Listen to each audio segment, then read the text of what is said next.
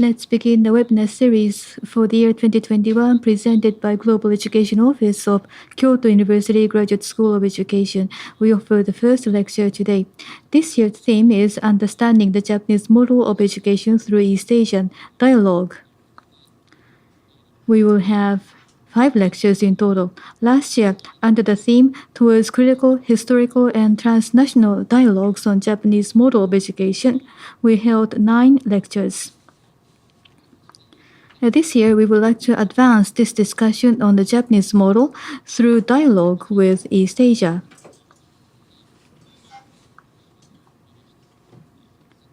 If you missed any of the past live streaming of lectures of the last year, all of them can be viewed on our website of Global Education Office in both Japanese and English languages.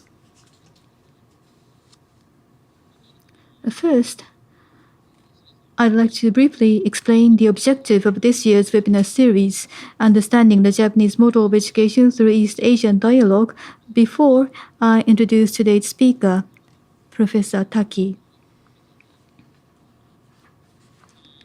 Today, East Asian education is the focus of considerable international attention. In the field of education, it all began around the late 2000s when Singapore, Shanghai, Korea, Macau, Taiwan, and Japan dominated the top rankings of OECD's PISA, which is held every 3 years. As a consequence, educational excellence of East Asia became widely known among OECD countries and beyond. Soon thereafter, countries like the United States and UK started looking to them as possible models for their own education reforms. Since then, East Asia has been internationally recognized as the symbol of high-performing education systems to date. Does this mean East Asia has finally gotten rid of the negative image long attached to their education systems? As many scholars argue, East Asia has long been construed around the world as an embodiment of dystopia in education. The dystopic representation has been maintained through images around rote memorization, intense competition for reputed schools and universities, extensive family use of private tutoring, and excessive parental pressure for children's academic success. Although scholars of education specializing on China and Japan have made efforts to break down such stereotypical views, such negative legacy of the past has yet to be wiped out, despite the recent aforementioned international positive recognition. In fact, in recent international discourses on East Asian education, the aspect of human capital formation as an engine of national economic growth is emphasized, and efficiency of the education systems tend to draw attention. And therefore, even today, it is necessary to carefully review the cultural foundation, institutional characteristics, and philosophical background of education practice as a common foundation of East Asian education, and we need to analyze how dominant and diverse they are today.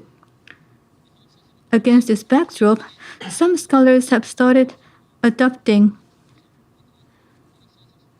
a more region-focused perspectives of East Asia in their educational scholarship. They have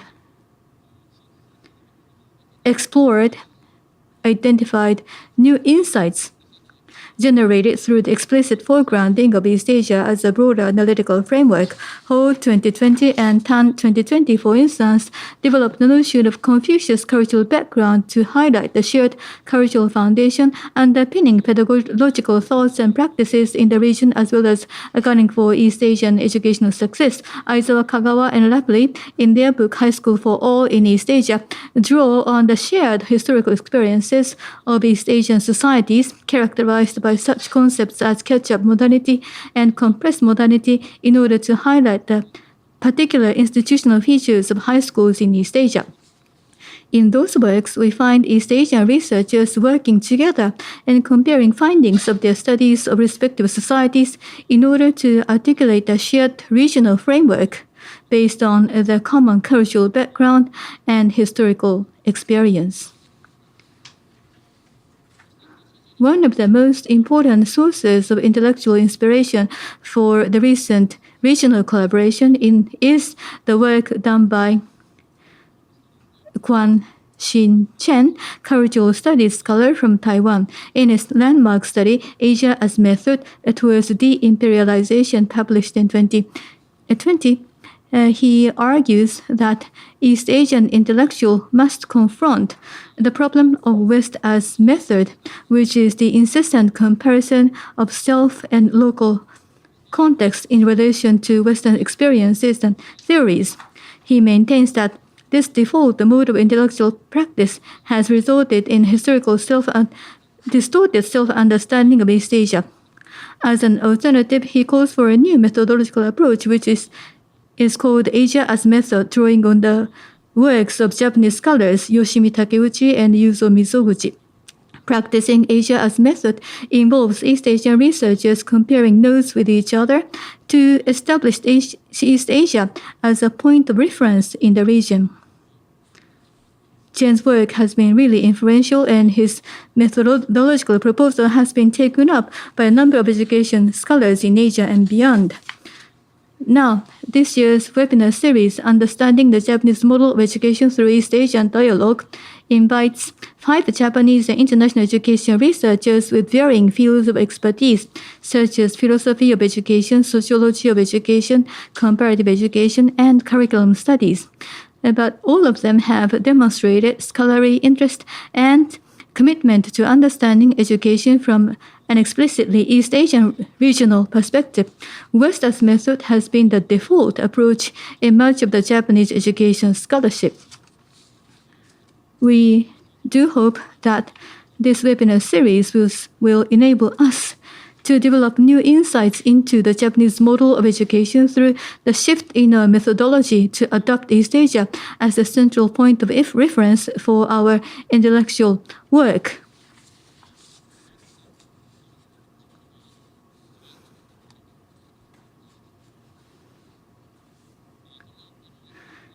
So this is the objective of this year's webinar series, which is also posted on our website.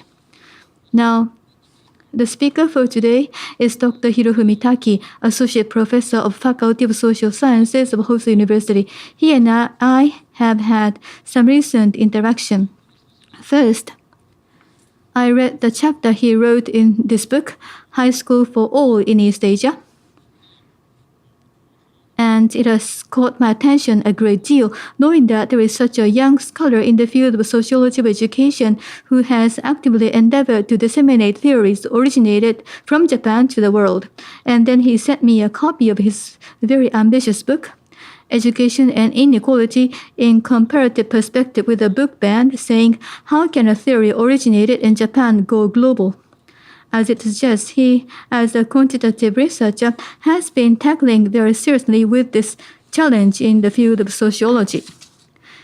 In a sense, this challenge of disseminating theories originated from Japan to the world is one of the hot topics in sociology of education recently. I myself wrote a book review on this book, Japanese Education in Global Age, written by Akiyoshi Yonezawa, Yuto Kitamura, Beverly Yamamoto, and Tomoko Tokunaga, which is written in English and published in commemoration of the 70th anniversary of sociology of education. It also discusses quite a lot how theories from Japan can be globally disseminated, although I was rather critical in my book review as regards to what extent this book succeeded in doing so.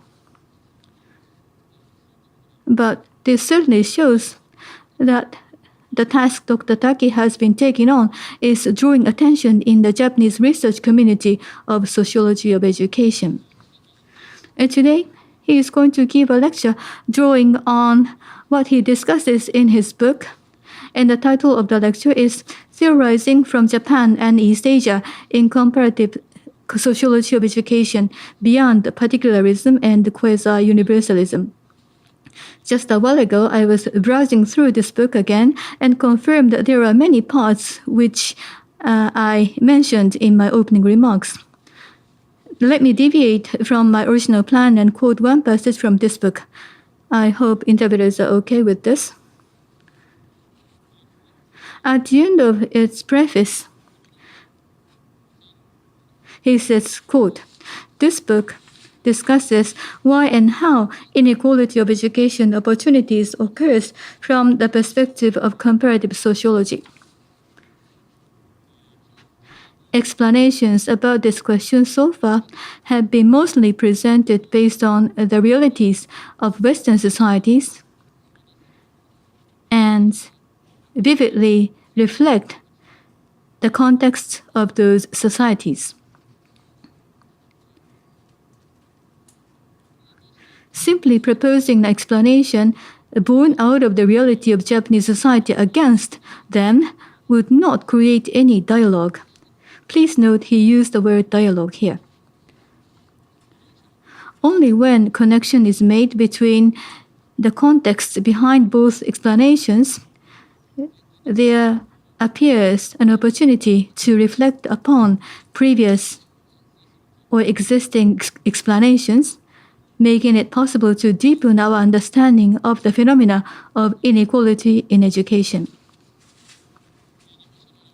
What is the mechanism that creates inequality in education in Japanese society?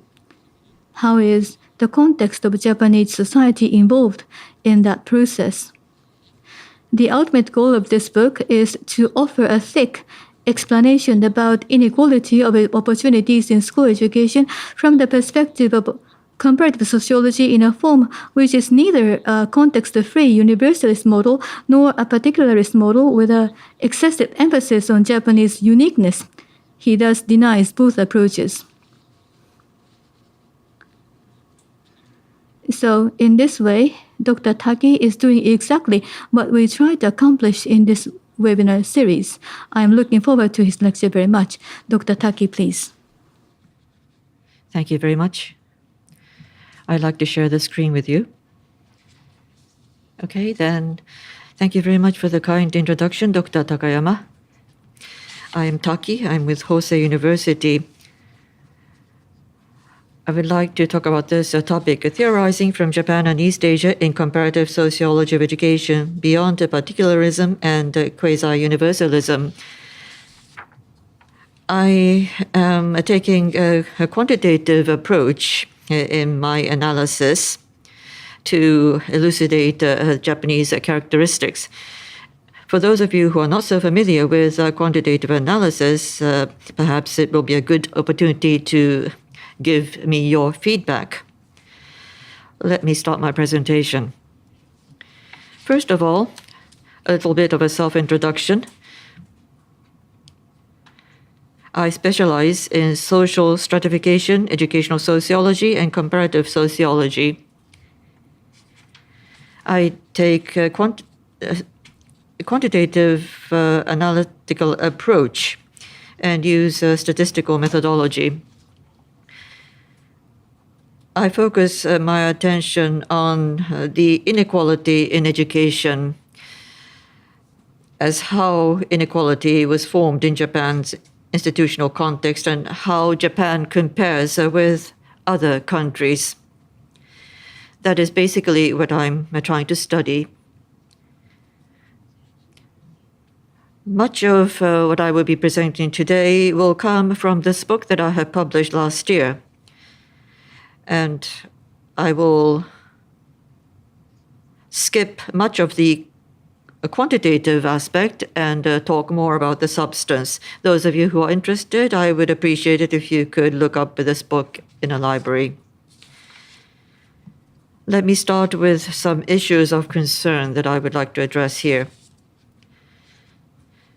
As Dr. Takayama has kindly pointed out, Japan has been noted as a country where there's stiff competition in entrance examination, and it is a particular society that places emphasis on academic backgrounds. Regarding this characteristic,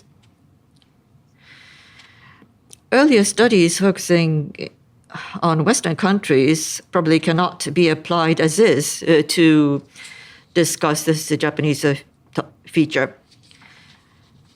Having said that, however, Hidehiro Sonoda, a researcher of educational sociology said, simply arguing that this is Japanese characteristic limits the argument as just a local and not widely applicable theory. So this was some soul searching made on the Japanese approach regarding this topic. Sonoda goes on to say that we need to think about how we should come up with a theory that fully analyzes Japan, but at the same time is not limited to Japan. In addition to this, so far I have talked about some things that are already discussed in the book, but we have a good opportunity here to look at East Asia, and therefore I would like to end about the significance of treating East Asia here towards the end of my presentation. So I would like to discuss the following 5 points here.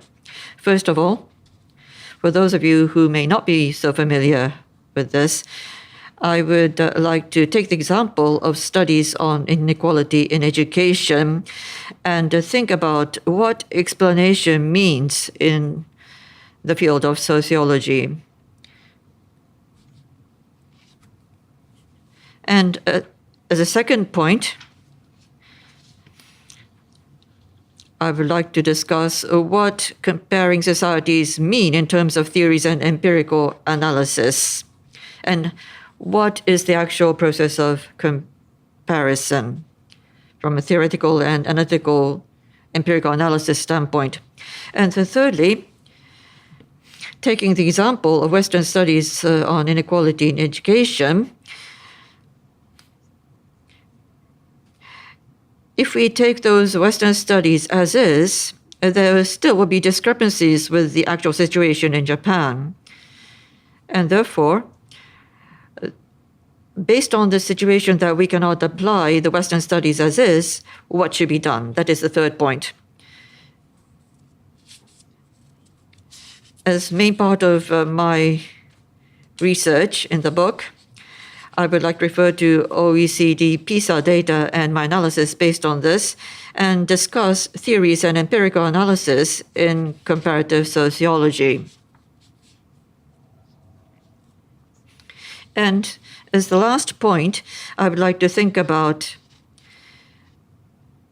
the dialogue with East Asia, expanding further from our comparison with the West, and try to focus our attention on East Asia. So this is how I would like to make my presentation today. Starting from the big picture, what does explanation mean in sociology, taking example of inequality in education? Those of you who are familiar may already know about this, but for the sake of people who are not familiar, I will go over this once again. Inequality in education here means inequality in educational opportunity.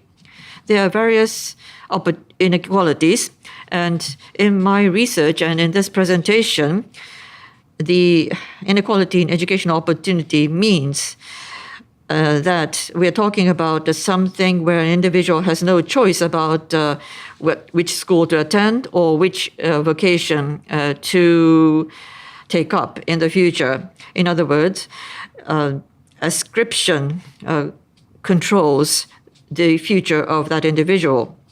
But this is related to the topic of modernization as well. From a pre-modern class-based society, when a shift was made to a modernized society, a shift from ascription-based society to achievement-based society was made.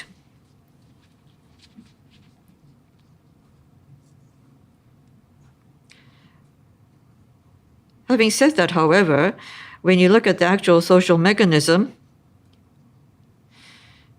even though the society is based on meritocracy, as we already know, actually, there is a great influence of the academic background and occupation of the parent. This is something that the individual has no control over. And this is the ascription in the achievement of society. So when I talk about inequality in educational opportunity, I refer to the family background or gender and a particular region where he or she was brought up. So here, I would like to take up the academic background and occupation of the parent as the basic ascription factors and talk about this as family background in general. When the family background of an individual affects his or her subsequent opportunity in educational achievement, I call this inequality in education. Regarding the inequality in education, various studies have been made in the past. I would like to take you through very briefly.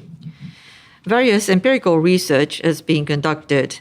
And first of all, the finding called persistent inequality was made. Industrialization hypothesis says that with industrialization, the achievement-based attribution of social status becomes dominant, and intergenerational class mobility becomes more open. However, this industrialization hypothesis, when tested against data, comes up with negative results. In other words, this hypothesis had been denied over years from data perspective. The inequality continues to persist. And this has been observed over many years. In other words, although you may advance to higher education and greater number of people do so, still, depending on the family background, inequality in education persists. So the question is why?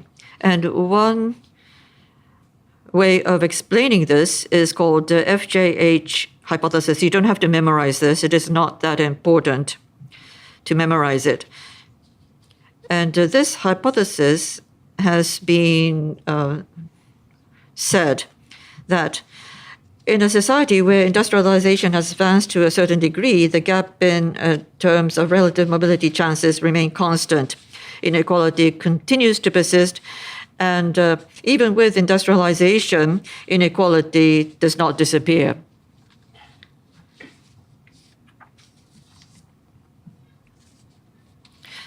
The question is,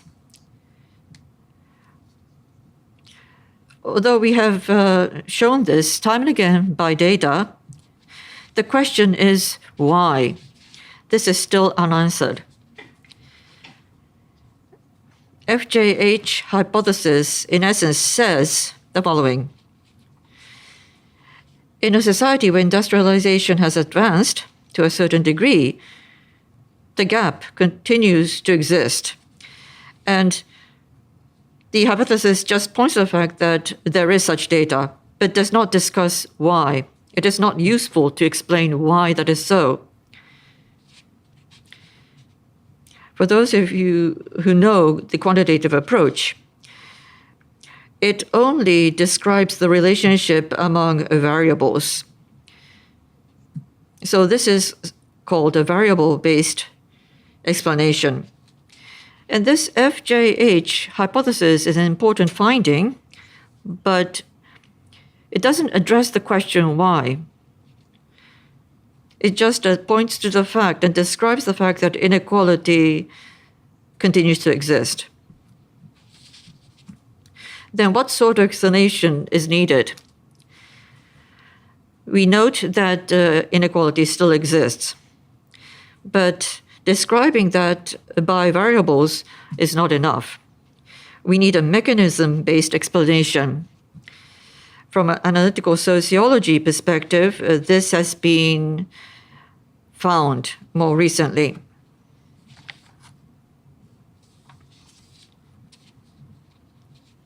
This looks rather complicated, I'm sorry.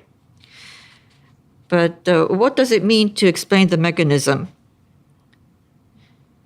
This top figure is the Coleman's boat used in sociology, devised by James Coleman in discussing mechanism. The point here is that the FJH hypothesis talks about the gap that still exists even with the advancement of industrialization. Why is that not an explanation? It's because it does not include the aspect of individual action in that explanation. Inequality exists, and that's it as a description. But it doesn't discuss any part of individual actions that are involved. And that is the problem with the variable-based explanation. Mechanism-based explanation means that it explains a social phenomenon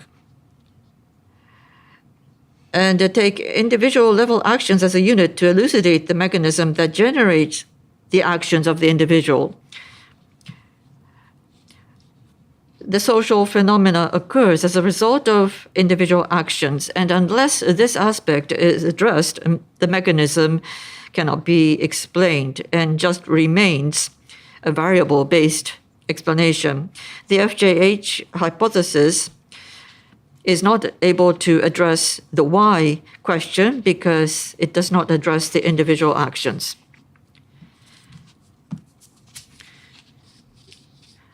Going a little bit deeper into the explanation from a sociology perspective, I would like to talk about the following. First of all, the thin explanation, which is the rational choice theory in a narrow sense.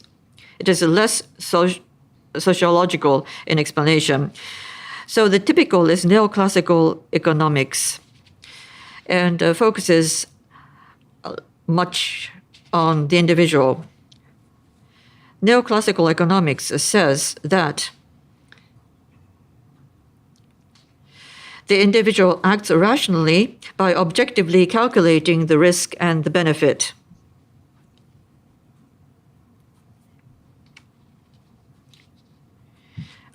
Objectively is the key word here. Whether or not something is objective or not is not the assessment of the actual individual, but assessment of the third party. And therefore, what we can say broadly from here is that for the social, we're not talking about what it is for the social actors, but objective parameters are introduced. So the social context is not much thought about here. In economics, things are thought different. Whereas a more sociological explanation is a thicker explanation.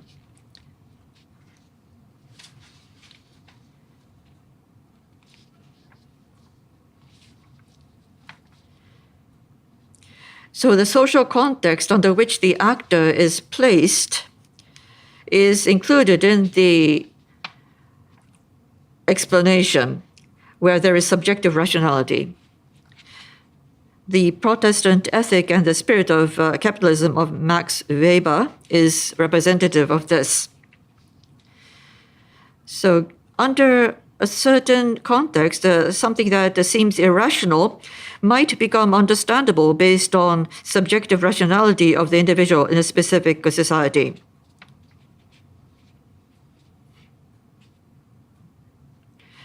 It sounds complicated, but there are individuals embedded in a certain social context, and if there is rationality of the individual within that social context, it becomes understandable.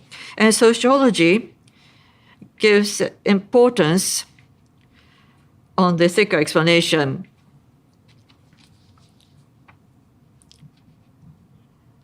Because there is also the assumption of rationality in a broad sense. The difference is that there is rational action based on a certain specific social context. The top model is assuming that it's okay to disregard the social context under which the individual is placed. As a tradition of sociology, we talk about subjective rationality, and in pair with social context, things are made more understandable. That is the typical approach taken in sociology. Of course, comparison is something that I will talk about later, but we can explain certain individual actions as being rational under a given social context. So this sort of explanation has good points as well as bad points. It is self-serving, or it could become self-serving in a sense, because it says that the phenomenon occurred because the actor has a preference towards causing such a phenomenon. So it's self-serving and could become self-serving in that aspect. That's one demerit of this sort of explanation. As a merit and positive aspect of this explanation, we can say that we can present explicit modeling of action and can give an explanation to enrich the explanation for the whole society. One point that I would like to raise here is that when the existing explanation is somewhat doubtful, it's possible to modify the model based on a social context. Specifically, I'm talking about a Western model, let's say. And if under that context, it says that the Japanese actions could be explained, if there are some doubts about that explanation, perhaps it's possible to modify that model.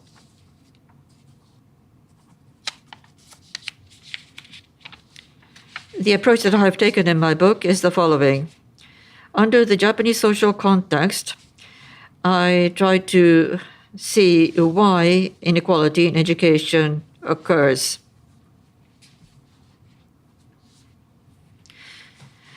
And in contrast to the explanation given based on the Western reality, if it is not applicable per se on the Japanese actors in a Japanese social context, I would like to present some points of modification. If there are specific differences, I'm trying to present modifications to the Western model. However, just presenting modifications is not enough.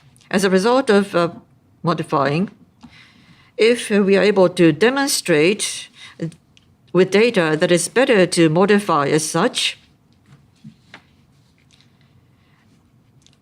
I will be able to go into further debate based on the procedure of social science. Now, let's consider what comparison means. Japanese school education has long received interest from other countries. Especially in the 1980s, such an interest grew high in the United States against the backdrop of high Japanese performance in IEA's survey, which preceded PISA, Professor Takayama referred to earlier. Japanese high academic performance and its economic development drew attention from around the world. Under such circumstances, these books by Cummings and Rowland became widely read in some countries, including Japan. The authors elaborately depicted the social context surrounding the Japanese school education and made the education phenomena in Japan comprehensible. But there is a problem. Those studies are a sort of area studies on Japan which elaborately explain the Japanese situation. And it is rather unclear what purpose they serve in the field of educational sociology once they are taken out of the Japanese context. After all, promoting understanding of Japan is the main purpose served by this type of studies. On the other hand, there are representative books analyzing the Japanese education-conscious society, and they are Japanese Meritocracy by Yo Takeuchi and The Rise of Mass Education Society by Takehiko Kariya. And they theorized Japanese education-conscious society from the perspective of educational sociology. The authors gave sharp insights into why and how Western research findings do not fit Japan. They gave factors such as the class divide, which is not as clear as that in the West, standardized contents of education and the written exams, and also the use of adjusted standard deviation scores, which serves as a medium to make individual academic ranking visible. And such system drives everyone from top to bottom of a pyramid to work hard to perform better.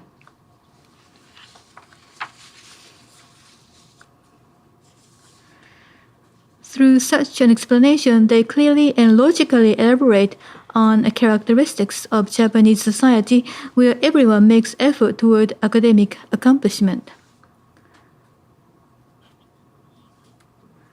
Those studies capture a Japanese context accurately and give logical and consistent explanation. They are certainly studies of high standard. What does this all mean to discussion of inequality? Kariya proposed inequality of effort hypothesis as an inequality generating mechanism characteristic of Japan. By considering the Japanese context where everyone is driven to make effort, it succeeded to some extent as a thick explanation as to how inequality in education occurs.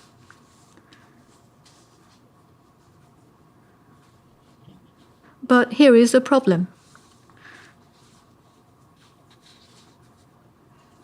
How can this theory be explained to international audience? Explanations given by Kariya and others seem quite logical to me. But if I present such hypothesis and explanation at the international conference, how can I explain the system of adjusted standard deviation score from A to Z and then explain the hypothesis itself? It seems very difficult. The theories by Kariya and Takeuchi are of very high standards, locally based and full of originality. But their explanations are formulated in a way so specific to the Japanese context that non-Japanese audience would need to understand those underlying conditions specific to Japan in the very first place. Then what went wrong? Their theories are excellent, and their attempts are outstanding, but something is missing. The big question is how to solve this problem. Why are their explanations incomprehensible to international audience? Why aren't they understood?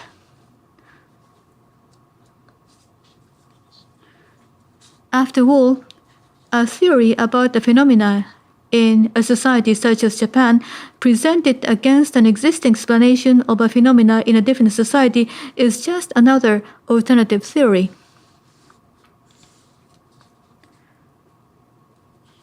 When an explanation about society A and that about society B simply exist side by side, they are just two separate theories.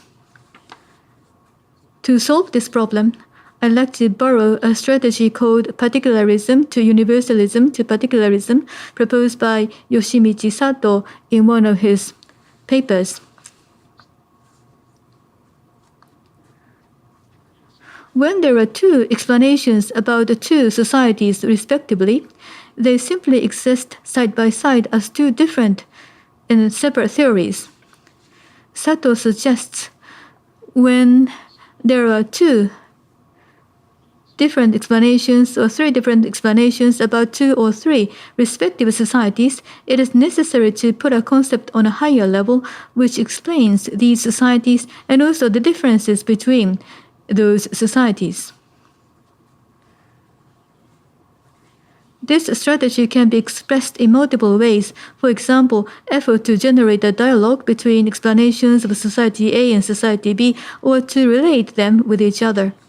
Anyhow, rather than presenting the explanations about Society and Society B as they are against each other, Sato proposes we need to set a concept on a higher level as a framework which can make it possible to explain the differences between the two societies. Otherwise, the two explanations remain as separate explanations. Based on this strategy, I maintain in my book that we need to prepare a concept on a higher level and explain the two societies, Japan and the West. Carrier's explanations of Japanese society is well organized.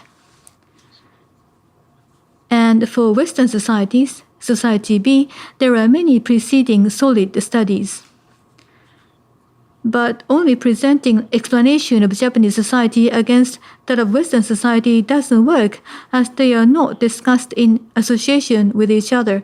We need a concept on a higher level which explain how and why they are different.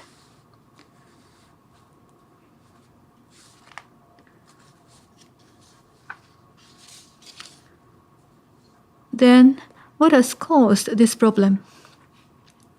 First, studies by Takeuchi and Carrier lump together the whole of the West and at the same time does not say why they compare Japan against them and make no association as regards why and how they are different from Japan.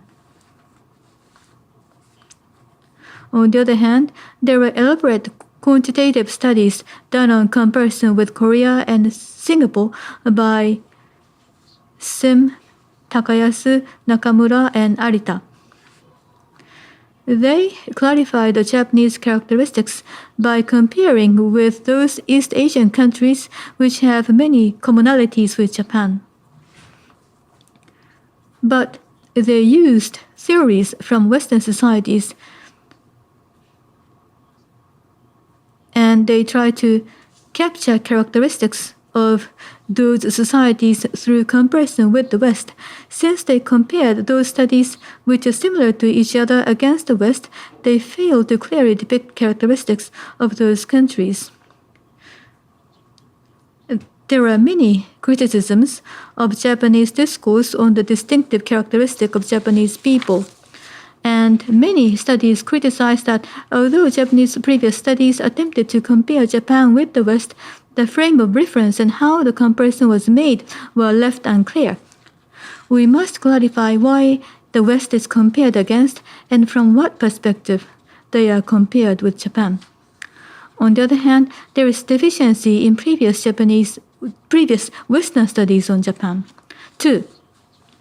Asia is often lumped together by abstract factors such as Confucianism.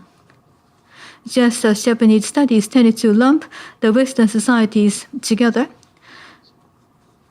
Western studies treated Asian societies the same way as they all look similar.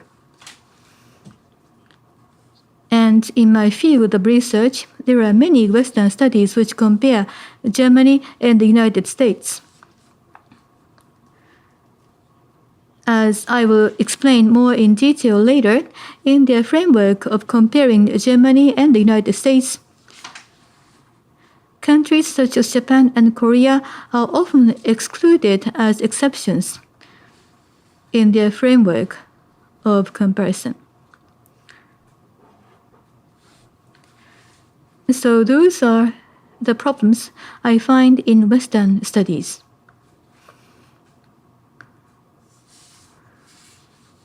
Let me skip this page. Then, what does comparative sociology try to achieve? Chie Nakane said in a seminal paper, we need centimeter ruler to make Western clothes and traditional Japanese ruler, kujirajaku, to make a kimono. But if we insist on this, we will end up applying two different explanations to two societies and comparing them without making any association. Rather than taking such an approach, we should use a common ruler such as fruits and make an apple and orange comparable as discussed by Pushcholsky and Thun as a principle of comparison. Although this is still controversial, according to them, the essence of comparison is to explain a characteristic of a certain country without reducing it to its particularity by eliminating a proper noun from the explanation. This means that when you want to explain a Japanese or some foreign country's characteristic, it is important to explain it not as a feature specific to Japan, but explain it free of proper nouns such as Japan. In the field of social sciences. From now, I'd like to discuss specifically what I did in my empirical research as regards such a problem. I earlier mentioned that in Western comparative studies, Germany and the United States have often been compared. Since around 1960s, two types, separation and comprehensive type, have been used in those studies as ideal types of education systems. Even today, those two ideal types of education system are used, separation and comprehensive types, represented by Germany and United States, respectively.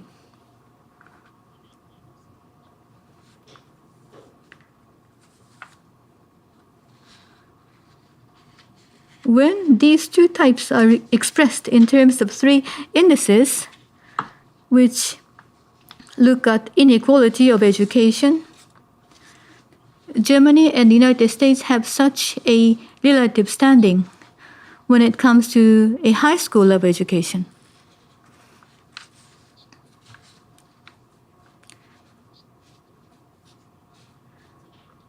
Germany adopts a separation type of education system, although it is gradually changing nowadays.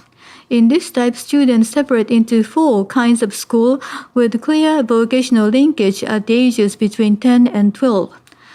Hauptschule, Gymnasium, Realschule, and Gesamtschule. From the 4th to the 6th grade in elementary school, based on the individual aptitude and discussion with the child, parents, and the teacher, the school tracking is chosen with a clear image of the vocation in the future. If we look at these indices, in the case of Germany, vocational specificity is very high because these vocational schools are closely linked with future vocation. And although there are some differences between the states, education system is basically standardized nationwide through various adjustments. And the chosen school tracking determines the future stratum of an individual to a considerable extent. So, and those are the features for Germany. And Germany, all 3 indices are high. And supported by the standardization, this framework of education is widely shared between students, teachers, employers, and companies. To the contrary, in the United States, there are few vocational schools on the high school level. And one educational ideal is to keep options of future course open as long as possible. So the vocational specificity is low on high school level. The level of education is very low in the United States. The use of tax money invested, tuition fees, and the school system as a whole differ very much among school districts. So, it's hard to make a general statement about high schools or education system in the United States. It is difficult to compare different high schools because of the ambiguity of comparison criteria, and it's hard to say which schools are better from others. This also means that on the high school level, the degree of stratification toward the future is low between different school trackings. In this way, in contrast to Germany, a separation type where all indices are high, for United States, all of them indices are low. They are in sharp contrast with each other. The American education system is comprehensive type and students are given course options within the school. Based on this framework, then how is Japan positioned? It's like this. Vocational specificity is low. Standardization is high within the country. Stratification is low, according to the study. And what is to note here is low stratification. In Japan, it is different from Germany, and at the senior high school level, students are not separated based on vocational specificity. In Japan, students attend the same school but attend different courses. There are vocational courses as well as academic courses within the same school. So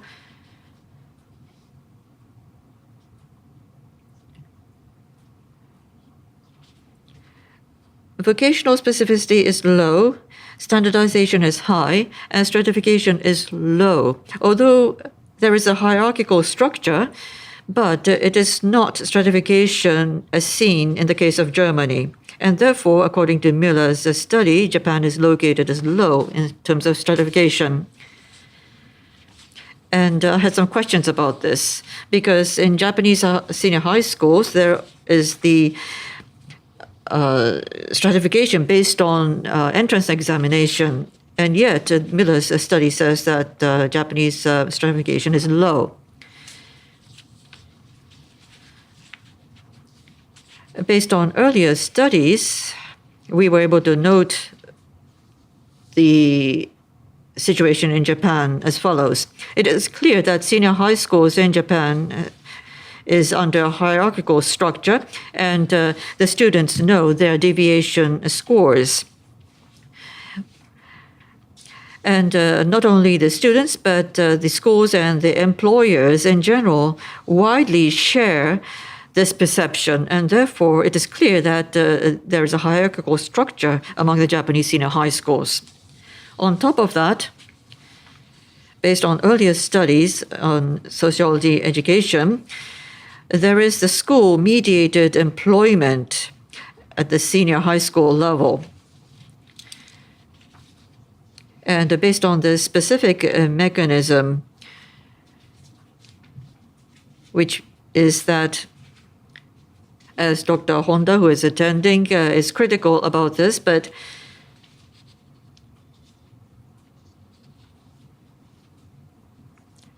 depending on the academic performance at the senior high school level, the student is only able to apply for one company, and the school mediates that employment and application based on the academic ability of the student. And therefore, there is the hierarchical structure among the senior high schools, and also the hierarchy within this school based on the academic performance. So there is the institutional stratification in finding jobs for the individual. In Miller's book, one researcher from Japan also is participating, Hiroshi Ishida, and he points out this clearly, saying that not only is the occupational outcome different based on the academic performance and academic background, even within the same educational stage of senior high school, there is a difference in terms of types and qualities which are not measured in this comparative scheme, talking about vocational courses and academic courses. And the quality that is mentioned here is the hierarchy based on the deviation scores. So in the Miller framework, Japan's stratification is low, but actually there is high stratification, which is all supported by data. And Ishida writes about this in this book. What I'm trying to point out is the following. I said that Miller said that Japan's stratification is low, but we can say that vocational specificity is low, standardization high. There's no question about that. But actually, stratification in Japan might be high, in fact.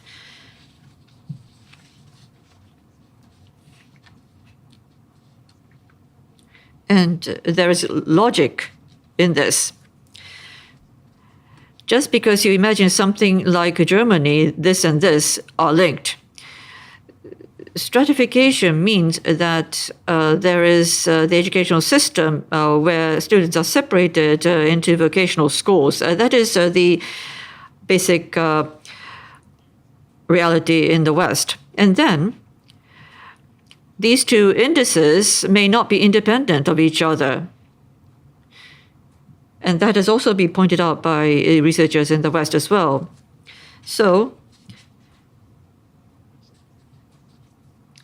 the index of vocational specificity and index of stratification, by making these independent of each other, we can say that in Japan, vocational specificity is low, and yet stratification is high.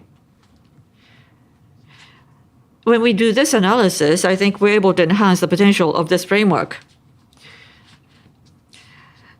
So even though this thought is plausible, and the pattern is plausible, there was no country like Japan, so this was not considered. Having high stratification is also discussed by a Japanese researcher in the form of academic qualification equaling more or less as a pseudo-vocational qualification.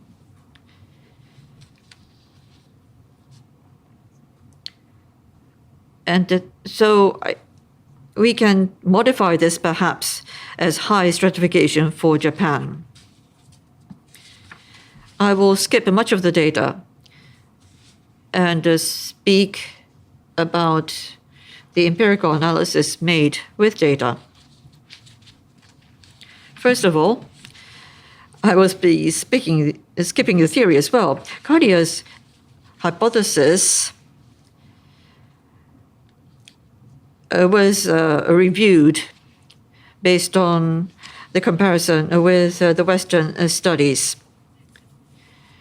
And if we assume that the social context derived from the Western comparison is considered to be correct, a hypothesis is formed about what should be observed as data, and this is tested. And we test this hypothesis based on the OECD PISA data, which is widely used in the West. And final aim is to eliminate the pronoun of Japan from Cartier's inequality of effort hypothesis. As hypothesis for the empirical analysis, I said that stratification in Japan is high. So the question is, we need to test to see if it is really high or not. And secondly, high stratification, high standardization, low vocational specificity. If this applies to Japan, then we need to test to see if the perception of the actor conforms with this analysis or not. To be more specific, in Germany, since the students go on to vocational schools, depending on which schools they attend, academic expectation and vocational expectations come out quite high. Whereas in the United States, which school to attend, which school tracking you go on to, is not standardized as a context, and therefore there is no specific image of the vocation or the school In Japan, the link with the vocation is weak, and there is a high expectation regarding how high to go up in terms of education. So based on this, I go on further to analyze. So, first of all, we study whether the degree of stratification among students in different schools is higher in Japan relative to other countries or not. The Japanese entrance examination for senior high schools were known to be quite stiff, but unless we do have data like PISA, we were not able to present that clearly to the outside countries. We were not able to show them an objective data like PISA.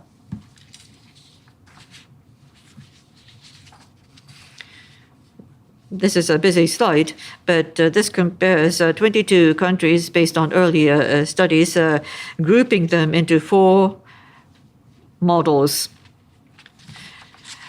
The first model represented by Germany, where the vocational education is quite clear.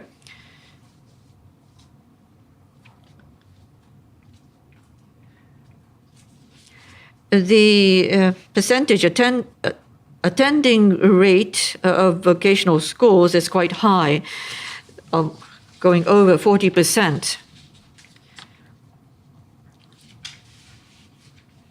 The US represented model, liberal model, there is no separation, and therefore the attendance rate of vocational schools is close to 0, and age of first selection as compared with Germany is quite higher. The next model, represented by France, for instance, is a high grade retention rate, about 40% in case of France. So these 4 models were discussed by the French research, and the Japanese characteristic is that in Japan, students are not separated one way going to vocational schools, and the age of first selection is at a later age. So there is no similarity with other models, and this is a model on entrance exam, grouping Japan, Korea, and Taiwan, for instance. So let me discuss the differences. This is the result of the analysis. It takes a statistical approach and looks at students at the age of 15 and looks at the impact of the social background on academic ability. The vertical axis is within school SES difference, and the horizontal axis is between school SES difference. Germany is located here. And in case of Germany, at the age of 10, students are separated to attend vocational schools, and therefore the between-school SES difference is large. However, since there is already that separation, the within-school SES difference is small. That is the group at the far right. Whereas going to this group, where the separation occurs only at the age of 16, the Nordic countries, the between-school SES difference is small because of the welfare system. But not separating means that there is a larger within-school SES difference. So these are the Nordic countries. United States is here. There is no separation, but there is a regional difference, and no standardization is seen, and therefore it is in between these the 2 other groups. The point to be made here is that the countries in this group includes Japan and Korea, but apart from Japan and Korea, and France is somewhat different because of the grade retention rate. But apart from those countries, these are the separation countries, and also Japan and Korea, which means that there is no clear separation in Japan and Korea in the form of Germany, and yet Japan and Korea belongs to this group because of the entrance examination leading to the hierarchy among the senior high schools. And as seen from the Western scholars, in terms of logic, they would wonder why this occurs. Although there is selection based on the exam, would it be to this degree in terms of a difference? So that's a big question for the Western scholars. They didn't imagine that this would be so. So in view of time, I will go on.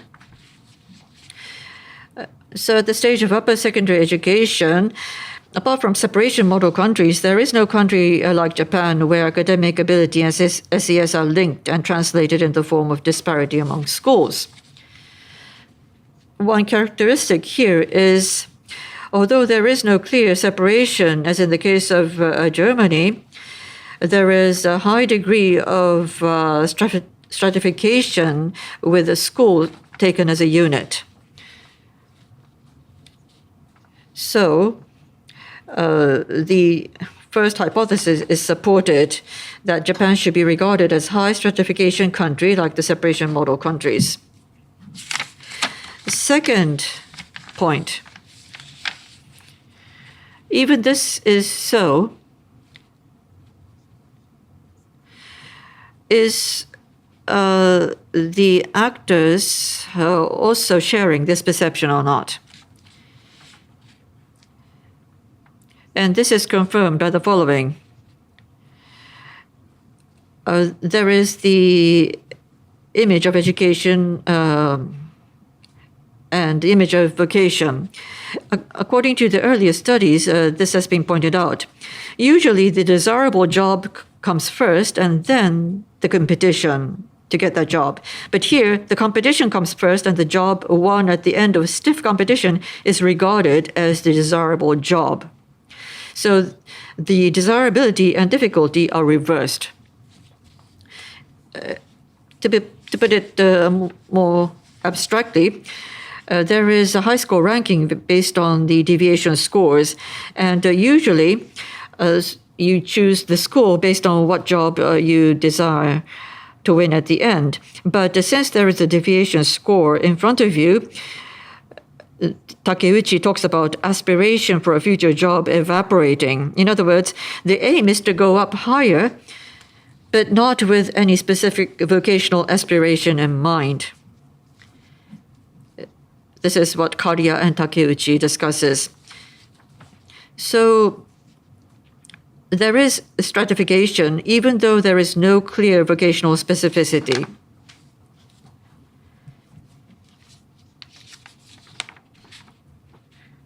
And we can look at various score tracking and see whether this is actually happening or not. In case of Germany, vocational school types are separated into 4 types of schools.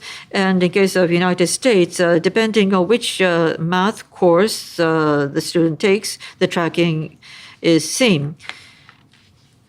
So the more difficult is shown towards the bottom of the table. In case of Japan, we have the vocational course and academic courses, CBA, and the more difficult is towards the end. And when we categorize in this way, so the lower line means that the students have higher academic standing. In case of Japan, the academic standing of students attending the vocational course is higher compared with academic course C. But that's, let's put that aside for the moment. It's not that important in this discussion. But the values attributed to family background is higher towards the bottom of the list. So there is a family background difference here. Now on vocational aspiration. I dropped education aspiration here. Suppose that professional is the best job category. In Germany, vocational schools are clearly linked with vocational qualifications, and vocational aspiration is more strongly separated by school trackings. In the United States, there is such separation, but even the lowest academic performers believe they can get a so-called good job.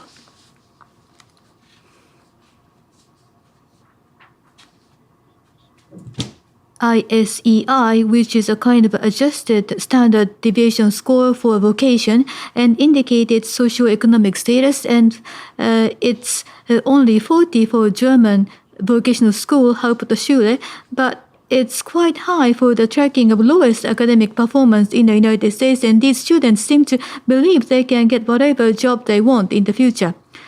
So differentiation by school tracking is not so clear. In Japan, indeed, the percentage of students who want to become professional vary between school trackings, but clerical work, administrative work has a considerable share in any tracking. In this analysis, administrative work seems to mean office workers. And this percentage may change if it is limited to office workers of large companies. In this way, various variable analysis indicate that in Japan, school trackings determine academic aspiration very strongly, but it determines vocational aspiration less strongly, relatively speaking, and much less powerful than the case of Germany. So in Germany, school tracking clearly determines the image of academic and vocational future. In the case of the United States, school tracking has only an ambiguous significance for a student's future, and it neither determines the image of academic nor vocational future so strongly. For Japan, international information concerning high school ranking is widely shared, and student school tracking has a strong link with one's academic aspiration. However, its link with vocational qualification or skills is weak and does not associate with a specific image of one's job or vocation in the future. So these results agree with my proposed amendment to the index proposed by Müller et al. This diagram shows how Müller's three indices relate to theories. Germany is positioned down here, where the educational system and vocation have a strong and clear linkage with each other. This means the autonomy of educational system is weak. In this position, inequality of education tends to be explained in the institutional context where the education system is stratified through the specific link with vocation. United States is up here. Inequality of education is explained in this context where the autonomy of education system is high and the degree of unidimensional hierarchy of education system is low. As a conclusion in my book, Carrier's explanation of inequality is positioned in this context where both of them are high.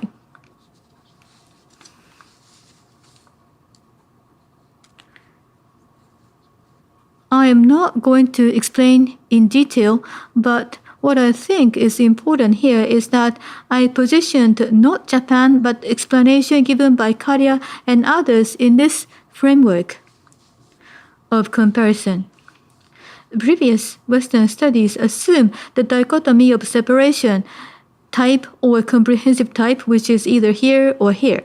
What I did in my book is to open the way for adding a new explanation by using another axis.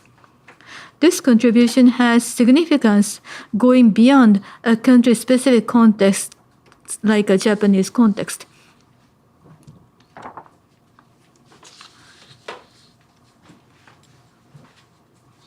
So,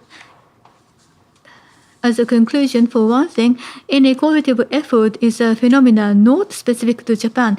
It is an explanation of inequality we must pay attention to, which takes place in a context where the education system has a weak vocational linkage but has a unidimensional hierarchy in itself. Then, how can this explanation be applied? In Western societies, the percentage share of vocational school is declining as more students advance to higher education in the United States and many European countries. But as data show, shift to comprehensive type has not necessarily reduced inequality in those societies. If an explanation only says that there is inequality in countries such as Germany, we may think changing its education system to a comprehensive type would reduce inequality. But the new explanation goes that even in the context of comprehensive type of education system, inequality is maintained through competition, and in that context, a kind of inequality of effort is produced through practices such as private tutoring, juku school, and this is a useful logic and can be applied to a phenomena taking place in Europe. On the other hand, students of vocational school in Japan perform better than students in the lowest level of comprehensive school tracking, but come from families of low SES, socioeconomic status. And this situation cannot be explained by the mechanism of a separation through standard deviation scores. Instead, Western theories of stratification through the vocational linkage seems more useful. Or, on a high school level, comprehensive schools are increasing, and in those schools, students are given more course options than before. In such a situation, when they can freely choose the course, studies on the school tracking in the United States are useful to understand and why and how stratification and inequality occurs. In this way, rather than dwelling on which explanation is most applicable to Japan, I try to discuss when we examine how inequality occurs in a certain context in a given country, there is a room for Carrier's explanation to make contribution, and this is the goal I try to achieve by making explanation free from a proper noun. Now, as another significance of my study, as we saw in Western studies, dichotomy of separation versus comprehensive type was often the center of discussion, but the French position was considered as a deviation from this comparison. In France, as people talk whether a student can make it to a grand école or not, there is a hierarchy among comprehensive schools based upon academic performance similar to the hierarchy according to standard deviation score in Japan. But in France, low performance students obtain qualifications in vocational high school, and therefore, in addition to academic performance, vocational linkage also serves to generate stratification. On the other hand, Japan can be positioned as a model case of stratification based on academic performance, which occurs when the education to vocational linkage is weak. When Japan is positioned in such a manner in relation to previous Western studies, we may deepen our understanding of inequality of education in general in a way useful also for Western scholars. So, before I end, I'd like to speak on dialogue with East Asia. How to position East Asia. In recent years, quantitative analysis has been increasingly used in comparative studies. In the 2000s, it was made possible to conduct secondary analysis on high-quality data such as OECD's PISA, as I used in my research. As a result, it has become relatively easy to perform multi-level comparative analysis on 30 to 40 countries to verify, for instance, if the higher GDP associates with higher level of inequality, as is often said. In the case of studies of inequality in education, verification has been done on hypotheses such as whether higher percentage of vocational school in a country is higher, the degree of stratification of the education system becomes. Such a multi-level analysis is generally considered reasonable as a procedure of making comparison in social sciences. And this process of generating a hypothesis and verifying weight data looks quite appropriate. What is overlooked in such a multi-level analysis involving dozens of countries? That is the next question. Based on the realities in the West, previous studies defined stratification only by the degree of separation into vocational school and the age of selection. This caused a country such as Japan to be left out of the analysis as an exception, since students are stratified through entrance exam competition in the same school tracking of general course. The same is true also for Korea. Such exclusion took place time and again in much of the previous studies. Furthermore, from a quantitative analysis point of view, there are a few problems with a multi-level analysis involving dozens of countries. For example, even if multi-level analysis is done on hundreds of thousands of individual cases, several thousands of people per country, when it comes to the country level difference, there are only 30 countries or 50 at most. And if you know regulation analysis, it is clear that the number of variables such as GDP, which can be entered on the country level in the multi-level analysis, would be 3 at most.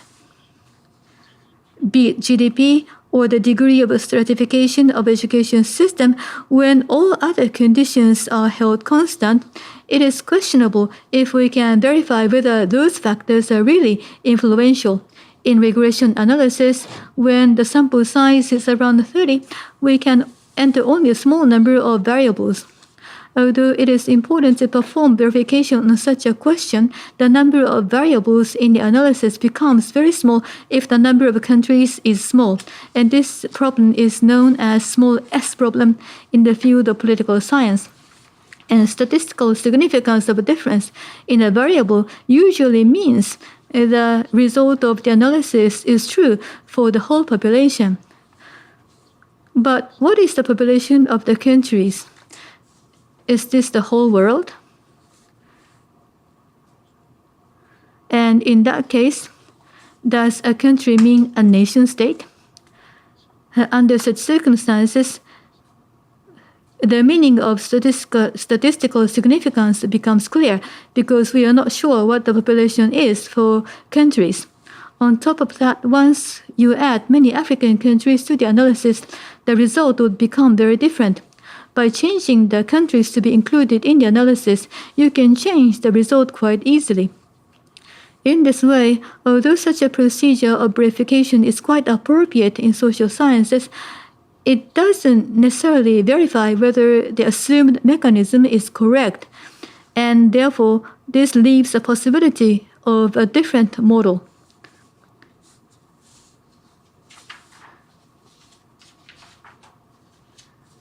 So there are such limitations to a multi-level analysis. In quantitative analysis, we make a model and apply the model to data and verify whether the model is correct deductively. Although what I describe here as pseudo-deductionist thinking is not exactly the same as what Professor Carrier originally proposed in his recent book. He defined that term as an act to apply a model created based on Western society to Japan, even when it doesn't fit the Japanese reality. Quantitative research is suitable for verifying a model deductively, but as we saw before, multi-level analysis has limitations. So we need to acknowledge that there are limitations in running a multi-level analysis on a reality by using a Western model which clearly doesn't fit the reality. Now, on Asia.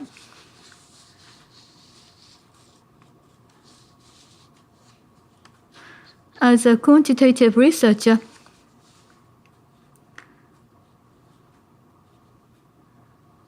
we might study just one country, say Japan, and draw conclusions about it.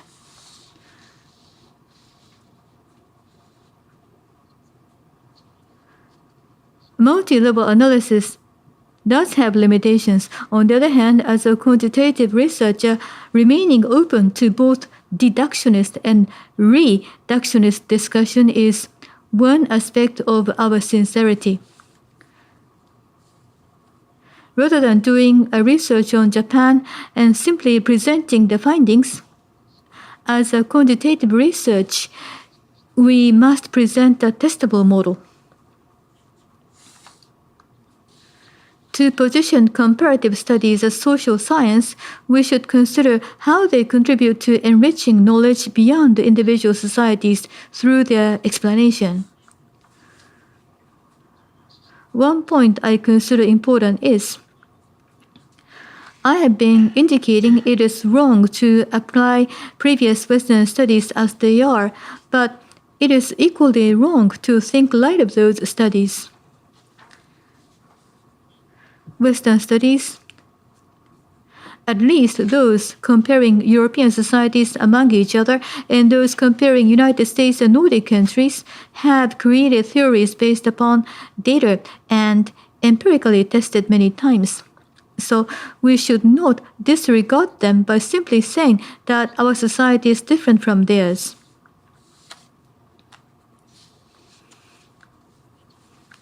Then what should we do? Here I draw your attention to East Asia. By adding East Asian societies, which have cultural commonalities with Japan, to the comparison between Japan and the West, we can relativize or decenter the West and at the same time make it less easy to assert certain characteristics of Japan or East Asia. If there is a danger in simply concluding Japan as such through the comparison with the West, we need to add a preceding stage of comparing Japan and other East Asian societies and position Japanese characteristics in East Asian framework. Western models have been tested many times among the Western societies, as I mentioned.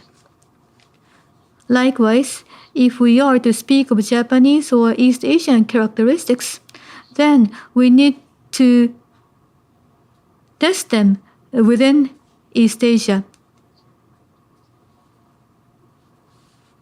In such a way, East Asian framework can give us a perspective to look at Japan different from that of the West. Of course, there are myriads of differences among East Asian societies. This is true also of Western societies. But there is a method of variance analysis. If the difference among East Asian societies is smaller relative to the variance given by adding Western societies in the analysis, then we can say there is a characteristics unique and common to East Asia. So it seems important to look at Japanese characteristics by comparing with East Asia and then revisit how it compares with the Western societies.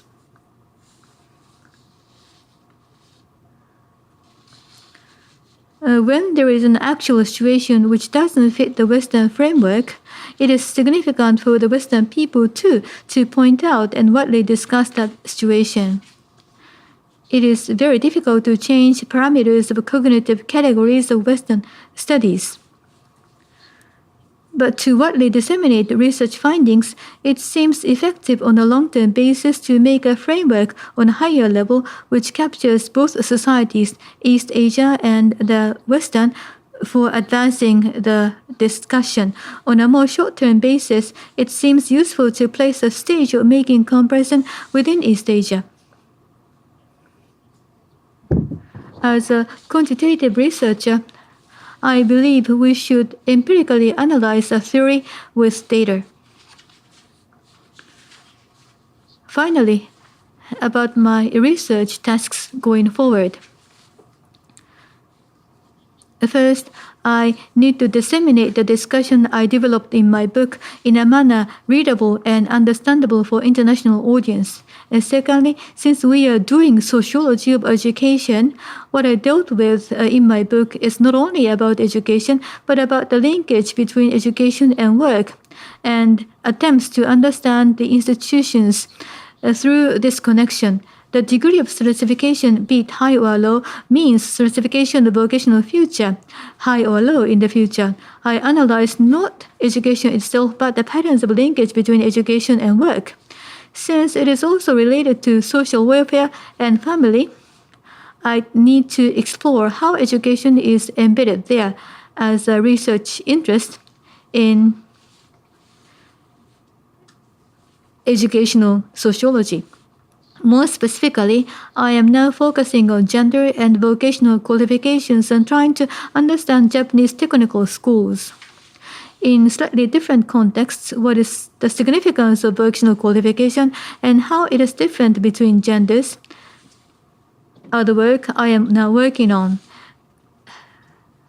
And I'm working on those questions from multidimensional perspective, not along the axis of Japanese versus German characteristics. And lastly, shadow education. Shadow education is a generic term given to a kind of education which occurs outside formal schooling, such as juku school, private tutoring. Recently, some American scholars maintain from comparative studies point of view that in schooled society, shadow education becomes widespread. It was first seen in countries such as Japan and had spread to other countries, and now it is quite visible all around the world. But I feel somewhat uncomfortable about this analysis. Indeed, shadow education is now used in many countries, but underlying contexts seem to differ from that of East Asia, where the backdrop is the overheated efforts for higher academic performance. The context surrounding shadow education may be different in the Western societies. Neo-institutionalist school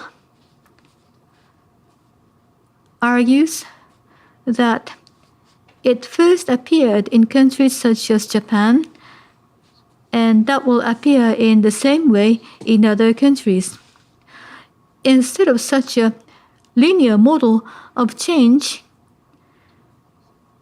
I'd like to take a more comprehensive approach, including cultural background, to examine with more sensitivity how such a phenomena occurs in each local context, and there is a room to advance study in such a manner about the question of shadow education in East Asia.